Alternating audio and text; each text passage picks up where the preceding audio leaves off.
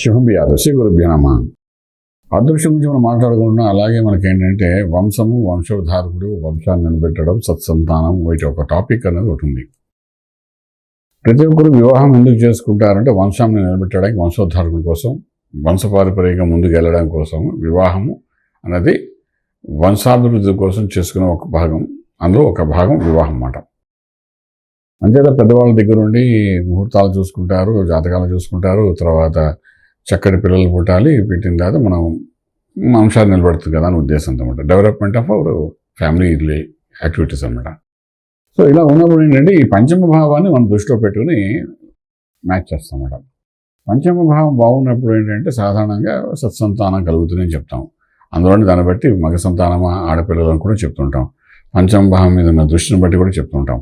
అలాగే ఇద్దరు కలిసినప్పుడు వివాహ వ్యవస్థను చూసేటప్పుడు, ఇద్దరు జాతకాల పంతను చూసినప్పుడు ఇద్దరు జాతకంలో కూడా పంచమ భావం ఎలా ఉందని చూస్తాం. అలాగే నాడి, మధ్యనాడి ఉందా, ఆదినాడి ఉందా, అంచెనాడి ఉందా, ఏకనాడి ఇద్దరు నడుస్తుందా, ఇవన్నీ చూస్తాం. ఒక్కొక్కసారి ఏకనాడి అయినప్పుడు వివాహానికి తర్వాత సంతానానికి కొన్ని దోషాలు ఉంటాయని చెప్తుంటాం అన్నమాట. ఇవన్నీ మనం చూసుకుంటూ వెళ్తుంటాం. ఎన్ని చేసుకున్నా కూడా వివాహం అయిన తర్వాత ఒక్కొక్కసారి సంతానం విషయంలో ఇబ్బంది కలుగుతూ ఉంటుంది, డిలే కనబడుతుంటుంది. డిలే కనబడిన తర్వాత కొంతవరకు మెడికల్గా ప్రాబ్లమ్స్ వచ్చాయని చెప్పి మన వాళ్ళేమో దానికి కృత్రిమంగా ఏదో ఒక ప్రక్రియ ద్వారా సంతానం కలిగితే అవుతుంది తప్ప న్యాచురల్గా జరిగే అవకాశం లేదు. ఇవన్నీ డాక్టర్స్ చెప్తుంటారు. సో ఇక్కడ ఏంటంటే ఈ పంచమ భావాన్ని శుద్ధి చేయడం ఏ విధంగా, పంచమ భావాన్ని అభివృద్ధి చేయడం ఎలాగా. పంచమ భావాన్ని యొక్క శుద్ధి చేయగలిగితే మనకు సత్సంతానం కలుగుతుంది. ఇది అసలు నాకు సబ్జెక్ట్ పాయింట్ ఆఫ్ వ్యూ మీకు చెప్తున్నాను. 5th హౌస్లో ఎప్పుడైనా సరే ఒక్కొక్కసారి పాపగ్రహాలు వచ్చినప్పుడు, ఫర్ ఎగ్జాంపుల్ కుజుడు వచ్చాడు 45 రోజులు ఉంటాడు, రాహు వస్తే 1.5 year ఉంటాడు, కేతు వస్తే 1.5 year ఉంటాడు. సో అలాగే శని వస్తే 2.5 years ఉంటుంటాడు. సో 5th హౌస్లో ఒక్కొక్కసారి కొన్ని ప్లానెట్స్ వచ్చినప్పుడు ఏంటంటే ఆ డిలే అనేది కనబడుతుంటాం. ఒక్కొక్కసారి మిస్ఫైర్ అవడం కూడా జరుగుతుంది. అది ఎప్పుడు ట్రాన్సిట్లో, గోచారంలో. సో మనం ఏంటంటే గోచార రీత్యా దోషం ఉందా, గ్రహచార రీత్యా దోషం అనేది ఫస్ట్ ఆఫ్ ఆల్ మనం ఐడెంటిఫై చేసుకోగలగాలి. ఒక్కొక్కసారి జాతకాలను చూసి మ్యాచ్ చేసినప్పుడు గ్రహచార రీత్యా దోషాలు లేకుండా చూస్తాం. కనుక అవి ఒక్కొక్కసారి గోచారం రీత్యా, అంటే గోచారం అంటే ట్రాన్సిట్, ఈ యొక్క గ్రహాలు ఎప్పుడైతే మాట్లాడుతుంటే మన పద్ధతి కదులుతుంటాయి, ఆ కదులుతున్నప్పుడు ఏంటవుతుందంటే ఆ ప్రదేశంలో కొంతకాలం ఉండడం వల్ల ఆ సమయంలో మనం ప్రయత్నం చేసుకున్నప్పుడు ఏంటంటే ఆటోమేటిక్గా సంతాన దోషం అనేది కనబడే అవకాశం ఉంటుంది. సో మనకి డిలే అవుతుంది. ఎందుకు అవుతుంది? ఏదో పెద్ద ఇష్యూస్ అయిపోయినాయి, మెడికల్ ప్రాబ్లమ్స్ ఉన్నాయి కూడా డాక్టర్ చుట్టూ మనం తిరుగుతుంటున్నాం. కానీ 5th హౌస్లో ఉన్న ప్లానెట్స్ ఏది అని ఐడెంటిఫై చేసి దానికి ఎటువంటి సంస్కారాలు చేస్తే మనకు ఏ ఇష్యూ లేకుండా ప్రశాంతంగా సంతానం కలుగుతున్నదని మన జ్యోతిష్ శాస్త్రంలో కొన్ని విషయాలు చెప్పి ఉన్నాయన్నమాట. సో ఇప్పుడు ఏంటంటే చాలామంది ఈ సంతానం కోసం పడుతున్న ఇబ్బంది నుండి బయటపడాలనుకున్నప్పుడు అసలు సంతానం జరుగుతుందా జరగట్లేదా, దీనికి రకరకాల ప్రక్రియలు ఉన్నాయి. కాబట్టి శాస్త్రం ఏం చెప్తుందంటే ఎప్పుడు పంచమ భావానికి దృష్టిలో పెట్టుకుని ఏ మంత్ర సాధన చేయాలి, పంచమ భావాన్ని దృష్టిలో పెట్టుకుని ఏ దేవతను కొలవాలి, పంచమ భావాన్ని దృష్టిలో పెట్టుకుని మనం ఎటువంటి మోక్ష మార్గం జరుగుతుంది, అంటే మన జీవితంలో మోక్షం అనేది ఎలా జరుగుతుంది, ఎండింగ్ ఆఫ్ ది లైఫ్ ఎలా ఉంటుంది కూడా మనం పంచమ భావం బట్టి చెప్తుంటాం. సత్సంతానం కలిగితే వాడు మోక్షాన్ని ఇస్తాడు మనకు, వంశోద్ధారకుడు డెఫినెట్గా. అంటే ఈ శరీరానికి మోక్షం ఇస్తారు, ఆత్మ మోక్షం ఉండదు కాబట్టి పరమాత్మ కలుస్తాం. కానీ బట్ మనం చేసే కర్మను బట్టి మన శరీరానికి మోక్షం ఇవ్వాలంటే సత్సంతానం కలగాలి.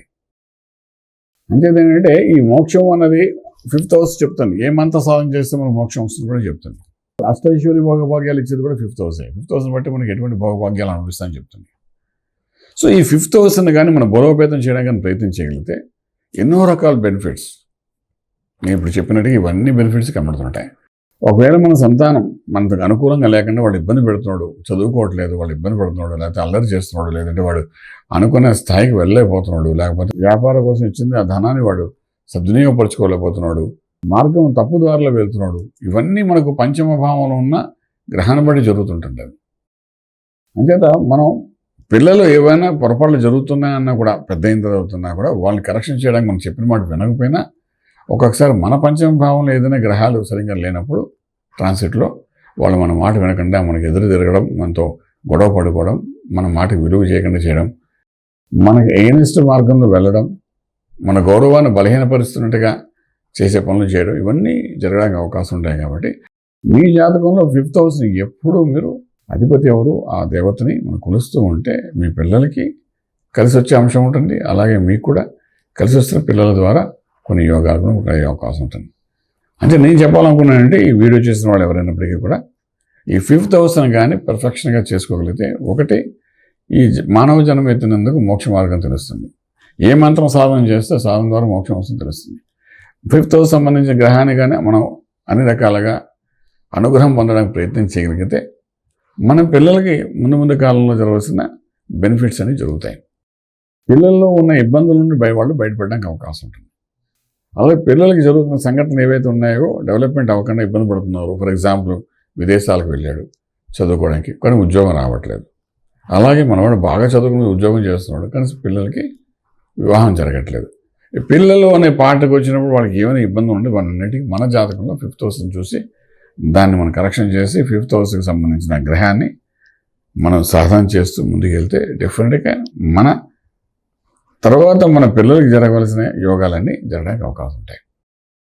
సో ఇవి ఇలా చేయాలి ఏంటి? మంత్రం ద్వారా చేయాలా, రత్నం ద్వారా చేయాలా, పూజల ద్వారా చేయాలా, అదే సాధన ద్వారా చేయాలా? ఇది వల్ల 5th హౌస్ని దృష్టిలో పెట్టి మనం చేయాల్సి వస్తుంది మేడం. ఈ విధంగా మనం చేసుకుని వెళ్తే మీ జాతక రీత్యా డెఫినెట్గా మీ పిల్లలకి చాలామంది మన దగ్గరికి వస్తుంటారు. ఏమండి మాకంతా బాగుంది, మా పిల్లడికి ఇలా ఇబ్బంది పడేవాడు, అమెరికా వెళ్ళిపోయాడంటే వాడు ఉద్యోగం లేకుండా ఇబ్బంది పడుతున్నాడు. అలాగే చదువుకోవడానికి వెళ్ళాడంటే వాడికి ఉద్యోగం లేకుండా ఇబ్బంది పడుతున్నాడు. కానీ అక్కడ వెళ్ళిపోయాడండి, సెటిల్ అయిపోయాడండి, మళ్ళీ ఉన్న ఉద్యోగం పోయిందండి, పెళ్ళి అయిపోయిందండి, కానీ ఉన్న ఉద్యోగం పోయింది, వాడు ఐడియల్గా ఉన్నాడండి, వాడి పరిస్థితి బాగాలేదని అమెరికాలో అంటారు. అంటే రకరకాల సమస్యలు పిల్లలకి, ఆ పిల్లల యొక్క సమస్యని తల్లిదండ్రులు మానసిక ఒత్తిడి తట్టుకోలేక మా దగ్గరికి వస్తూ ఉంటారు. ఏమంటే పిల్లడి ఇలా అయిపోయిందండి, బాధగా ఉందండి. సో ఇవన్నింటికి మనం ఏం చేయాలంటే మీ జాతకంలో ఉన్న 5th హౌస్ కరెక్షన్ చేయాలి. అది ఎలా చేయాలి ఏంటి ఇవన్నీ తెలుసుకోవాలనుకున్నప్పుడు డెఫినెట్గా మీరు మా యూట్యూబ్ చూసిన తర్వాత డెఫినెట్గా మనం కన్సల్ట్ చేస్తే దానికి సంబంధించిన పరిష్కార మార్గం చెప్తాం. రెమెడీస్ అంటే రకరకాల రెమెడీస్ ఉంటాయి, ఏం చేసుకుంటే బాగుంటుందో చెప్తాం. అది చేసుకుంటూ వెళ్ళండి.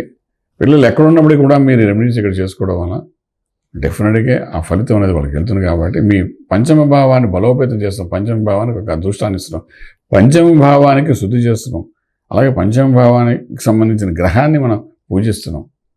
అప్పుడు పంచమాదికి కారకత్వం ఎవరు అంటే సంతానం. కాబట్టి సంతానం కావాల్సిన అన్ని ఏర్పాట్లు జరుగుతాయి. కాబట్టి ఆ విధంగా మనం చేసుకుంటూ ముందుకు వెళ్ళగలిగితే డెఫినెట్గా మీ పిల్లలు కూడా రాజమార్గంలో రాజ్యం పొందగలుగుతారు.